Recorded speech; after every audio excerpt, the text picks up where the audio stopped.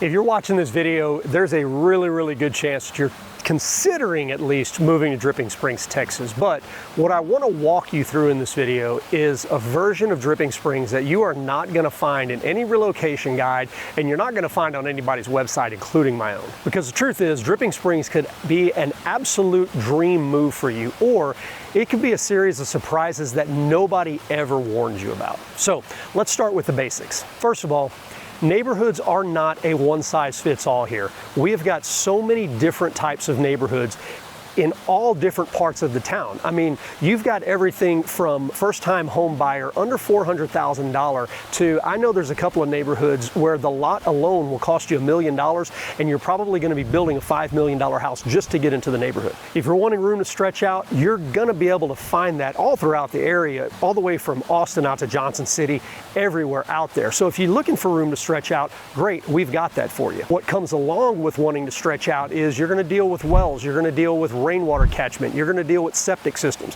you're going to deal with critters that you may not want to deal with. Tarantulas, scorpions, rattlesnakes every once in a while. You're definitely going to deal with it in most parts of the city, but especially if you're going to be on acreage without houses right around you. But on the other hand, if you're looking for sidewalks, you're looking for a ton of people really close to you, you're looking for amazing amenities, great swimming pools, hike and bike trails, stuff like that, more than likely you're going to be sticking to the 290 corridor between downtown's Dripping Springs and Austin. Now, we've got a couple of other major neighborhoods coming in now. They're just getting started on one north of downtown Dripping Springs on Ranch Road 12. So that opportunity is going to expand. But again, you're going to be closer to city centers, whether that city is Dripping Springs or Austin, and you're going to be a lot closer to the major corridors of Highway 290 and Ranch Road 12. But if I'm talking to my family and they were considering moving to Dripping Springs, here's what I would really want them to know. Okay, you're not looking for a house, you're not looking for a floor plan, you are trying to figure out what is the best experience for you in or around your neighborhood or between your day-to-day commute back and forth to work and to the schools. At the end of the day, you may have more kids, you may not have any kids, you may have fur pets, you may be losing kids in the future to graduation, and that floor plan is going to remain mostly the same, but that neighborhood is what's actually going to shape your day-to-day life here, so you really have to pay attention to it and understand what you're looking for from the beginning. Second thing I want to talk to you about is the commute to Dripping Springs or around Dripping Springs. Now, the commute is what it is. We're not going to be changing traffic patterns all that much in the near future. Just getting back to Austin, in Dripping Springs ISD, your commute can be anywhere from 25 to 40 minutes, depending on if you're on the east side of town or the west side of town. But that's with the best traffic options. We all know that if you're trying to get into Austin, especially right now, we've got construction going on at Oak Hill. So if you're trying to get into Austin at peak travel times, you're going to hit traffic, you're going to end up seeing wrecks and things like that. And that 25 to 40 minutes could end up being 35, 40 on the short end and up to an hour on the long end. Now, the good thing is, if you're talking about it, getting to the airport or getting to downtown Austin are about the same if you're looking at it from that travel perspective. So really easy to get around, but you have to have the ability to travel at non-peak times. Now, speaking of non-peak time, Dripping Springs has a major intersection, one major intersection, 290 and Ranch Road 12. If you are trying to get to Dripping Springs High School right now, or if you're trying to get through town when other people are trying to get to Dripping Springs High School, whether that's in the morning or afternoon, you are going to be locked up in a lot of traffic. There's no way around it. They're starting to build some feeder roads that go around and give us some, we'll call them bypasses, but they're not being built fast enough. So if you have to go to the high school or one of the elementary schools or middle schools, you're going to be looking at long drive times. If you're taking kids to or from school, that's kind of to be expected. But if you're just having to go by the area because of your normal commute, you're going to get really frustrated. So make sure you understand, if you have to commute to downtown Austin, maybe you don't want to live on the extreme west side of Dripping Springs if you have to come right through Dripping Springs at 8:30 in the morning and 4:30 in the afternoon. Might not be your best way to spend 30 minutes of your life sitting in stop and go traffic all the way through Dripping Springs. But the great thing is, if you don't have to commute physically into the office, it's amazing. You can get the lifestyle that you want in Dripping Springs. You don't have to deal with the traffic, or you can travel around the normal traffic patterns. They're pretty easy to predict, like I mentioned. What you really have to ask yourself is how many days a week, if your office is downtown or somewhere in Austin, how many days of the week do you really have to be there? If you only have to go 1 day a week, okay, not so bad. You can deal with traffic 1 day if you have to go at peak traffic times. If you have to go 4 times, again, you're going to want to judge where you live based around that fact. Because if you're spending an extra 30 minutes on the road in the morning and the evening, in addition to what you were thinking, that's an hour less every day with your family, 5 hours a week. Look, that's a lot of time. Again, plan out where you're living according to what your travel schedule is going to be. Okay, the third thing that I want to talk through is schools. Now, a majority of our people that are moving into Dripping Springs are moving because of the schools. Okay, we have amazing schools. Most places online, you're going to see them rated at A or A+ in just about everything. And we've got some of the best STEM programs in the state of Texas. Absolutely incredible. But most people who really thrive in Dripping Springs dig deeper than just that surface level of, hey, how good are the schools? Oh, they're great, let's move to Dripping Springs. If you have a student that's super athletic or artistic or neurodivergent or just wanting to be involved in certain activities that they're really passionate about, most parents are going to ask, okay, which actual school is best for my kid? Again, several elementary schools, several middle schools, and soon to be started the second high school. Not everything is going to be equal across all of those schools, so you really want to dig in for those schools individually to find out, hey, if I'm living in Belterra, what are the schools, what are they really important for?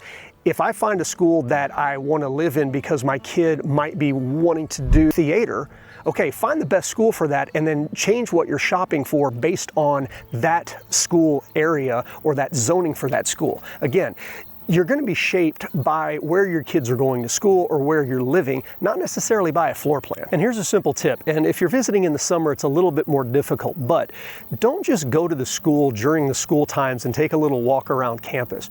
I'd recommend, if you have the ability, come during a football game, come during a volleyball game, a theater show.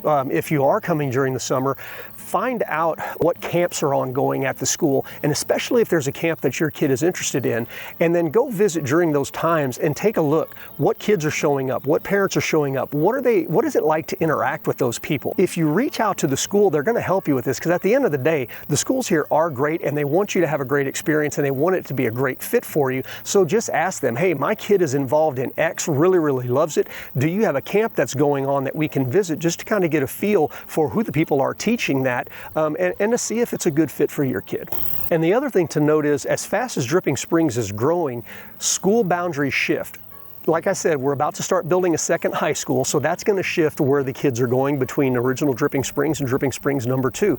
And also with the neighborhoods that are being built, like I mentioned on the one north on Ranch Road 12, there's going to be additional elementary schools coming online. In fact, there's a brand new elementary school coming online in 2025 in the community of Headwaters. So understand that where you move now may not be, if that's where your child starts school, that may not be where they're going next year or in 3 years from now. So understand that those boundaries shift and plan for that ahead of time. If it is really important for you, for your child to be in a specific elementary school or middle school, my suggestion would be move as close as possible to that school as you can, just to make sure that if the boundaries do shift, you have the greatest chance of actually staying put where you are. The next major thing out here, and especially if you're looking for a little bit of extra room, what does your water situation look like? Water wells, how do you maintain them? Septic systems, things like that. Some communities out here are on what, we'll call it municipal water supply, whether it's Dripping Springs Water Corp or West Travis County Public Utility. Okay, that is like you would get in any town, like City of Austin water. It's coming through a pipe in the ground into your house. Okay, if you don't have that, you're more than likely going to be on a well. And over time, wells can be more cost effective than being on city water, because you're not paying for every 1,000 gallons that you're using to water your lawn or things like that. But what you have to remember about wells is, well, first of all, they need maintenance. Sometimes if the well is older, it may not be as deep. And if we have drought patterns like we've had the last few years, you could potentially have a well that runs dry, burns out a motor, does something like that, and the cost can be pretty expensive. I mean, if you're having to pull a well motor 500 feet up from the bottom of your well, redig the well, and then drop a brand new well motor, you might be dropping $8,000 or $9,000 into that hole. The other option that we've got out here, and this is what I personally use, is whole house rainwater, but you have to understand things like it operates operates best if you have a metal roof because you don't have the asphalt composition shingles. But rainwater's great, but it also comes with its, we'll call them drawbacks. You're never going to have a pretty lush yard with rainwater collection because you're not going to be able to harvest enough rainwater to actually keep your yard nicely watered. We'll say that. So you're not going to have a great yard. My yard looks like the hill country. When it's wet, it's green, and when it's dry, it's brown. It is what it is. And you also have to understand, how do you maintain them? There's certain things you have to do, and the same with wells. Do you have to run sediment filters? Do you have to run UV filters? Do you need a water softener? And that's kind of important because if you're getting water from a municipal water supply, you're gonna need a water softener. If you're getting water from your well, you're definitely gonna need a water softener. But if you're using rainwater, you don't need a water softener, because I personally think rainwater is the best thing you can possibly use. So that's the water side of it. But then what about septic systems? We've got about 4 different types of septic systems that you could possibly have out here. And usually what they deal with is whether or not the tank is aerated and how you get rid of the effluent. That's what they call the treated water. How you get rid of that effluent after it's been processed. So you really, have I mentioned that you're going to have to deal with bugs?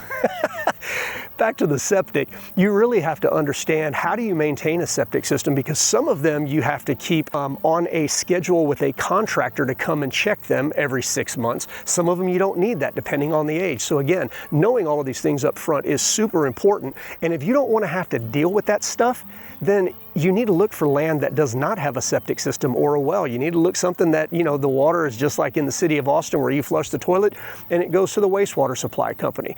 You got to know what you're looking for depending on what you're able to handle out here. And the last little note about our water system out here: if you're getting your water, and I mentioned earlier, if you're have a well, that you run the risk of that well going dry unless it's really deep. Well, also, if you're getting your water from a municipal water supply, there's a very real possibility of you ending up with water restrictions in the middle of the summer.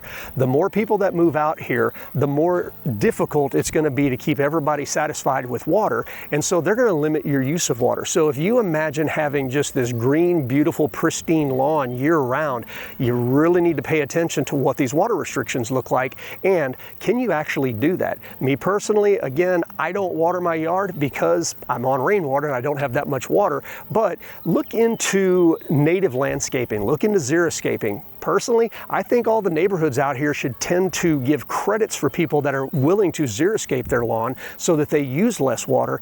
But, I'm not king out here, so I just give suggestions. The 5th thing to really keep in mind is when you move out to a rural area, or semi-rural, which is what Dripping Springs is at this point, the wildlife is part of the package.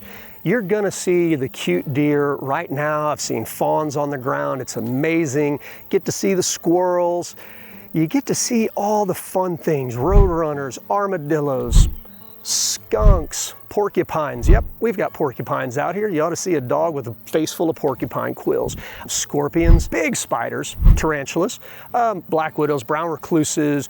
What else do we have out here? We've got giant centipedes that are about this long, and they're black, and they've got red legs, and they're the creepiest dang things you're ever gonna see. Keep in mind, none of this is a reason not to move to Dripping Springs, because it doesn't matter where you are in Texas, you're gonna have critters. I always say everything in the hill country will bite, sting, or poke you. Oh yeah, you ought to see a tarantula hawk. Have you ever heard of one of those? It's a wasp about this big. They're not really dangerous to humans unless you accidentally step on one in the grass, but they're one of the most painful stings of any wasp, and yeah, we've got them out here. You should see them when they sting a tarantula and then drag it back to their hole to feed to their larvae. It's like Wild Kingdom out here, but again, not a reason not to move out here, but you need to be aware of what you're getting into when you come out here. And at the end of the day, you just have to take precautions, right? Like, you want to keep your dogs on leashes because you don't want them to back a porcupine into a corner, or, like has happened to Charlie, my dog, go out in the middle of the night and get sprayed by a skunk. That's a rude awakening at 3 in the morning when you open the door back up and you're hit with that stench, and now all of a sudden you got to start scrubbing your dog. So again, wildlife is a part of the life out here, and it's cute and it's beautiful, and like, you can teach your kids a lot about the cycle of life and the circle of life out here. But again, be aware of it. Not a reason not to move here, but it is a thing. Now, let's get into one of the things that I personally love out here, and that is the actual community. Because you can come live and move to Dripping Springs, but if you don't ingrain yourself into part of the community, you're missing out on one of the most amazing things out here. So when you're looking for where you want to move, try to find out where your people are. Dripping Springs is absolutely full of micro communities. We've got homeschool groups out here. We've got Jeep groups out here. You've got the families that are really involved in highly competitive sports. We've got a bunch of great church groups out here. You have gardeners and outdoor enthusiasts. You have hiking groups. You have bike riding groups. Bike riders absolutely love the Texas Hill Country. You have wine enthusiast groups. I mean, this place is called Drinking Springs for a reason. We've got a lot of distilleries, wineries, breweries, everything that you need. So understanding that, one of the best things to do is to plug in with somebody like me. I know a lot of the people that are in these different groups, but also jump on Facebook and just go to Dripping Springs and start scrolling through the groups. And if you're considering moving here and there's a group of people that you really identify with, again, let's say that you want to homeschool your kiddos. There are homeschool groups on Facebook. Get onto them, reach out to those people ahead of time and ask them questions. Again, at the end of the day, those are the people that you're going to want to be hanging out with or that you're hanging out with through necessity. So reach out to them ahead of time and ask them questions, and ask them deep questions. A lot of times as a realtor, people aren't fully comfortable asking me really hard questions, even though I'm happy to answer them. But for some reason, it feels a little bit easier when you're reaching out to somebody that's a part of a group and just part of the community, as opposed to a professional in the group. So that's my best recommendation on that. Find your group, find them ahead of time, and reach out to them and talk and find out, hey, is this a good spot for me? The next thing you need to know before you come out to Dripping Springs is, or you may not need to know it, but at least have a good idea. Are you going to be looking for a new home, or are you going to be looking for a resale home? We have got a lot of new home communities that are still building right now. I mentioned the big one on 12. It's Double L. It's also called Anarene. Headwaters has new homes in it. Cannon Ranch, Heritage, Big Sky. You've got a lot of opportunities for brand new homes. So if you want a new home, great. You've got opportunities for it. A couple of things to understand. First of all, builders right now are giving massive incentives, but one of the other things that builders are actively doing right now is they're trying to prevent you from using a professional resource like me. What you'll hear builders tell you now, because the market has gotten to the point where their margins are razor thin, if you go in without your realtor, they're going to tell you, hey, you don't have a realtor with you the first time you come through the door, you're not allowed to use one, and they're not going to pay a realtor after that. So if you want somebody that really knows the area, make those connections before you come out here and start visiting building new home communities. It doesn't have to be me. We've got a lot of good agents out here, but find an agent that you connect with, somebody that will sit down and actually find out what you're looking for in a house. And if you're going to find new construction, take them with you on the first trip every time. Now, new home construction sounds great. Again, they're going to give you incentives, they're going to give you great interest rates and all these other things, but there's a couple of things that you need to understand about new construction here. First of all, if you're looking for room, elbow room, space to spread out, most of the new construction homes are not going to give you that. Now, even though a place like Headwaters, you're going to have no neighbors to the back, all the lots back to greenbelts, you're still going to have those neighbors really close on the side. So that's one thing you're going to give up with a new construction home. The other thing you're going to give up is your taxes are going to be higher, because in Dripping Springs, one of the ways that they're getting the new home construction companies, the developers, to actually get their permits to build in this area is they're requiring them to put in all their roads. And again, I said earlier how they're starting to bypass some of the main roads. Well, the developers are having to put those roads in. The developers aren't doing that for free. They're passing the cost along to you in the form of higher taxes. So new homes, you're going to get a brand new home, but understand it's going to be a lot tighter, and you're also going to end up paying higher taxes. So is it worth it? On the other hand, resale, you're going to have that room to spread out, but that goes back to, are you fully prepared to deal with a well or a septic system? Now, not all of your resale homes are going to have that, but that's just an example of what you're going to have to consider. The resale homes are also going to end up having, like I mentioned, bigger lots, but also more mature trees, more mature landscaping. So at the end of the day, what I always ask my clients is, look, do you want something that's a little more cookie cutter, or do you want something that's a little more lived in? Because if it feels too cookie cutter for you, you're not going to want to live there in 2 years. You're going to be looking to move out. If you want something that's comfortable, find something that's comfortable. Maybe that is a new home, but it's probably a pretty good likelihood if you're moving out to Dripping Springs, you might want to look at something on a little bigger lot, and that's going to be a resale opportunity. But what I always ask my clients is this: if it feels too cookie cutter, it probably is. If it feels like home, that's what you're looking for. It doesn't matter if it's new construction or resale, you want something that feels like home. So if you're moving here from, even out of state, say California, New York, somewhere west or east coast, or you're moving from another big city in Texas, Houston, Dallas, Dripping Springs is different. Austin is different, but Dripping Springs is really different. When you move here, you're not moving to another place. You're moving to a community. You're moving to a lifestyle. You're moving to a pace of life. That's what you've got to keep in mind. Because at the end of the day, and I always put it through this filter, if you were my brother and you were sitting across the table from me and you asked me, hey, should I move to Dripping Springs? This is the advice that I would give you. Ask questions that real people ask, and don't just ask them for me. Don't just ask them on Google and AI. Ask real questions to real people.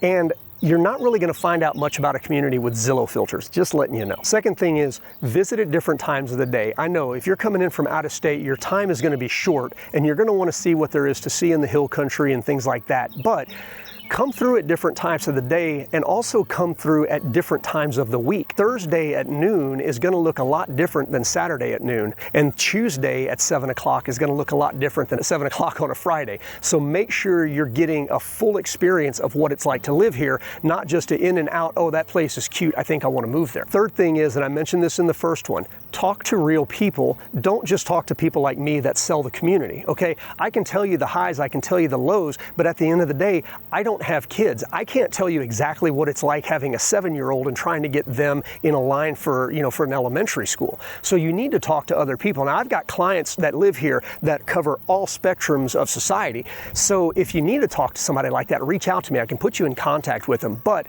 don't just talk to a lender. Don't just talk to a realtor. Ask real questions to real people that live in this community. And the fourth question I'd tell them to ask is, make sure your lifestyle, ask questions that ensure that your lifestyle matches the stage of life that you're in now, and maybe even that next stage of life after that. Because if you get it right, if you find the right house in the right location in Dripping Springs, I'm telling you, this is one of the most magical places you're going to find in Texas.